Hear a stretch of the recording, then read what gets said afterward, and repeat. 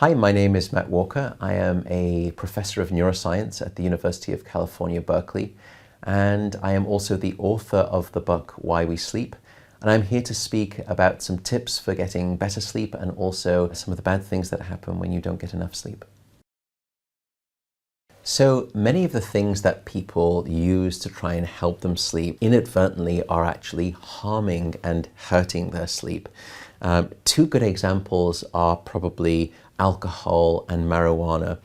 Many people will have a little nightcap in the evening and they think that having a drink in the evening helps them fall asleep. It's actually not true. Alcohol is a class of drugs that we call the sedatives, and sedation is not sleep. So what you're doing when you drink in the evening is actually just knocking out your cortex, and you're going into this sedation-like state. You're not going into natural sleep.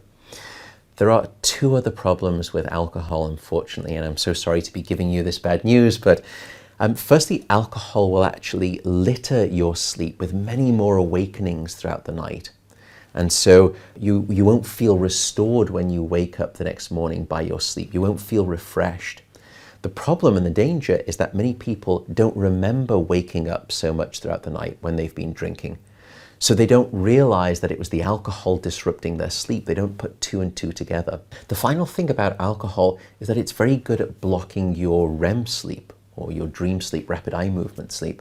And we know that REM sleep is essential for a variety of functions, including emotional and mental health. And so alcohol will actually remove that dream sleep, or it will decrease it significantly, blocking that essential critical sleep. And I should also note, by the way, how essential is that REM sleep? Well, studies done back in the 1980s, some really quite shocking studies, demonstrated that if you deprive rats of rapid eye movement sleep, they will die almost as quickly as they would from total food deprivation. That's how essential that dream sleep is, and it's that dream sleep that you block with alcohol. What about, though, marijuana? Well, unfortunately, the news isn't so great there. A lot of people will again will use marijuana to help them relax and sort of just take away some of that anxiety that's preventing them from falling asleep. And certainly marijuana does seem to hasten the speed with which you fall asleep. But unfortunately, marijuana, like alcohol, but through actually a different biological mechanism, will also block your dream sleep. And if you're not getting that critical REM sleep, you can actually become more anxious, even more depressed the following day, and therefore people start to seek out more marijuana to sort of medicate those symptoms that the marijuana is causing because of the sleep disruption. So the advice right now is not to think of marijuana as a sleep aid.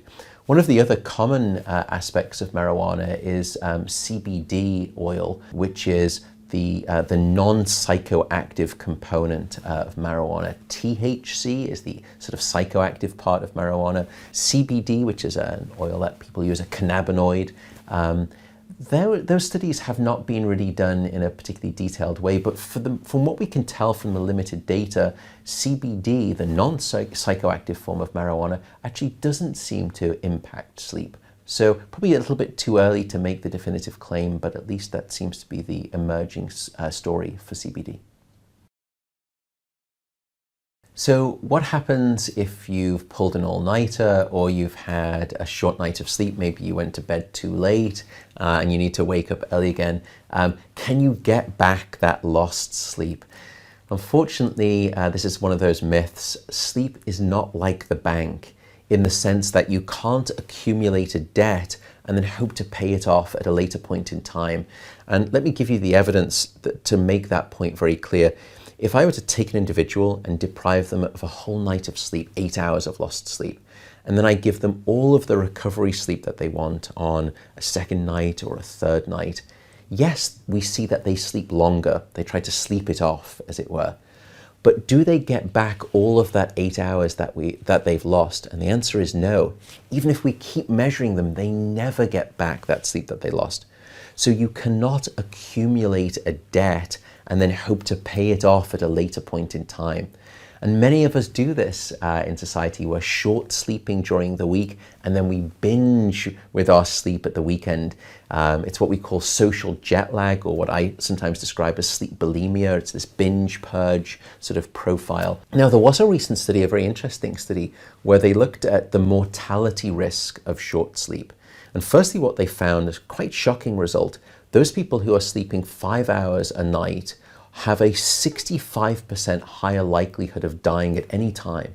Increase of 65% in terms of mortality risk. However, if you get another group of people who are short sleeping, maybe just 5 or 6 hours a night during the week, but then sleep a little longer at the weekend, you can actually reduce some of that mortality risk. But there's a danger here. We know that that sort of social jet lag, binging at the weekend, short sleeping during the week, is associated not necessarily with a shorter life, but it's associated with a far less healthy life. You're far more likely to suffer from diabetes, to be obese, to have poor cardiovascular health and have cardiovascular outcomes.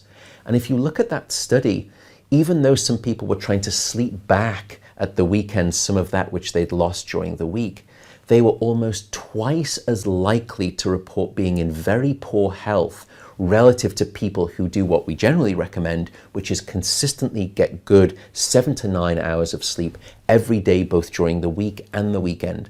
So the recommendation right now is to get consistent sleep, whether it's the weekend or the weekday. Keep doing that consistently. Unfortunately, sleep is not like a credit system, not that you would wish for, unfortunately. Should you use a snooze button? Well, certainly what I've said before is that regularity is critical, going to bed at the same time and waking up at the same time. And certainly using alarms can help you do that. And I use the word plural there, alarms. What I mean is not to have multiple awakenings in the morning. I mean, we should all set a to-bed alarm.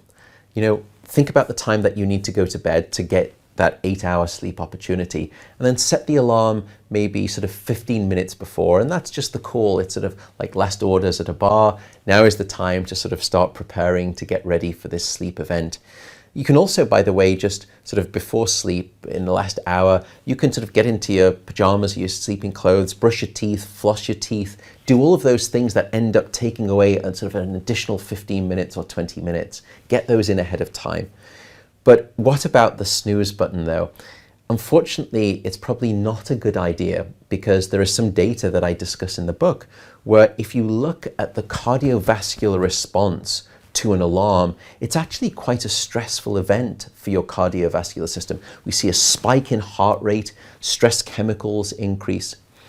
Now, it's fine to use an alarm just that one time in the morning to wake you up, but you shouldn't really be hitting the snooze button, because then you are repeatedly assaulting your cardiovascular system. And you may think, well, you know, I only hit it maybe sort of 3 or 4 times, you know, how bad is that?